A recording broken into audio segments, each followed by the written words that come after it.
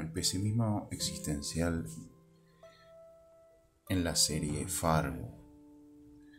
En la serie Fargo se puede interpretar varias escenas o diálogos que explicitan de una forma el pesimismo existencial, en el cual se cuestiona el sentido de la existencia. Los exponentes principales, o que ahora más se valoran, son Schopenhauer y también la filosofía budista, tomando esta antorcha del pensamiento trágico, ¿no? Nietzsche como uno de los mejores. ¿Por qué se lo denomina pesimismo existencial? Porque busca despertarnos del sueño de negar la presencia de la muerte, la presencia del sufrimiento como una inminencia. La negación de las motivaciones egoístas, muchas veces hasta también la más cruel, por parte de la voluntad del ego de satisfacer sus deseos o las tendencias en el mundo, la voluntad propia y de las otras. Negación que tiene forma de un optimismo, de una esperanza, ¿no?, que endulcora la realidad, que le da como una especie de sabor apetecible, pero que ambas filosofías conducen a una actitud pasiva frente a la existencia. En la serie Fargo, sobre todo, hay varios diálogos en los cuales los interlocutores son como pinches tiranos que desenmascaran la falta de sentido de la realidad, de estos mecanismos de negación que pueden ser desde el optimismo ingenuo hasta la evasión o despersonalización. La futilidad de la existencia y la crueldad y el sufrimiento que se configura por parte de estos son exhibidos conformando parte de la vida trivial de los protagonistas, como una posibilidad presente tal cual es. En el comienzo de la primera temporada, el vendedor de seguros, devenido en criminal, transcurre pasivamente en una vida que aparenta seguridad y estabilidad, pero que debajo de esa máscara esconde humillación y represión de las emociones subsecuentes para poder sostener esta apariencia.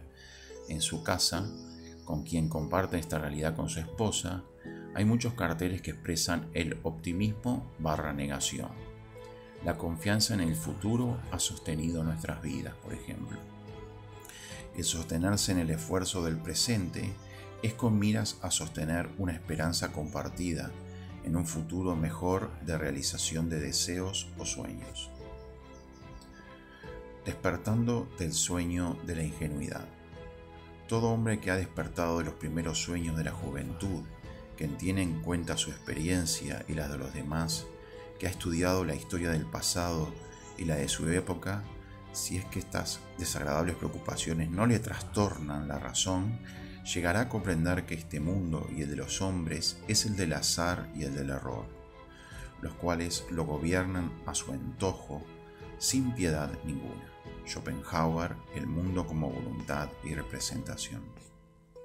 El hombre que ha despertado es el que ha logrado hacer un proceso de desilusión de la representación que son los sueños como manifestación de la voluntad de su ego, y empieza a vislumbrar que en el fundamento de esa esperanza que son los sueños de juventud, y luego en los diversos proyectos y ocupaciones con los cuales se exorcizan los miedos, está la semilla de sufrimiento que posteriormente se manifiesta como desilusión o desengaño. El proceso de despertar no es, según la magistral descripción de Schopenhauer, el resultado de un encuentro fortuito o una revelación que el individuo recibe pasivamente, sino que es el resultado de un proceso activo y racional del sujeto que lo lleva a ir cuestionando y eventualmente negando la propia voluntad, el propio ego. Para Schopenhauer, el pesimismo existencial es como una medicina que nos sana de la grave enfermedad de las representaciones que proyectamos en la existencia a consecuencia de esa voluntad del ego, que de forma individual o colectiva conformamos. Al exponernos con crudeza la verdadera naturaleza de la existencia humana como sufrimiento. Esa medicina de ver esa existencia humana como sufrimiento, como algo fútil que termina, es la que permite ir sanando esa enfermedad, esa continua representación. Y aquí también vemos nuevamente, como vimos en otros momentos, la La importancia de la conciencia en esa sanación, ¿no? El tomar conciencia de la ilusión, del círculo vicioso de ilusión en la cual nos encontramos. Caminamos irreversiblemente hacia el fin. Todos los objetos del deseo son impermanentes e inestables, inconstantes, cambiantes como un sueño, como un espejismo, como una ciudad de ilusión, como un relámpago y las burbujas. La Vistara Sutra. El ignorar la naturaleza impermanente de la realidad, el negar la omnipresencia de la muerte, queriendo darle naturaleza eterna y verdadera en sí, al mundo y a nuestro ego como poseedor de esta, la ignorancia que impulsa toda esta configuración es la causa del sufrimiento. Esta es la primera noble verdad de la filosofía budista que se sintetiza en la afirmación de que en la vida humana hay sufrimiento. No es casual, sino que por el contrario, muy significativo el que toda la doctrina filosófica del Buda histórico comienza con la afirmación que nos muestra la realidad en su verdadera naturaleza condicionante y en esencia de sufrimiento, coincidiendo en este sentido con el pensamiento existencial de Schopenhauer. El consuelo del sueño compartido. En una escena en el final de la primera temporada, el policía dialoga con su vecino que le cuenta la historia de un hombre rico que tiene toda la riqueza que desea, pero que no soporta tanto sufrimiento en el mundo. Como intenta resolver eso, entrega toda su riqueza hasta el punto de que dona los órganos del cuerpo, pero el sufrimiento del mundo sigue siendo el mismo. Entonces, ¿murió por nada? ¿Por nada?, pregunta el policía. El vecino responde: solo un tonto puede pensar que resolverá los problemas del mundo. El policía insiste: pero debes intentarlo, ¿no crees?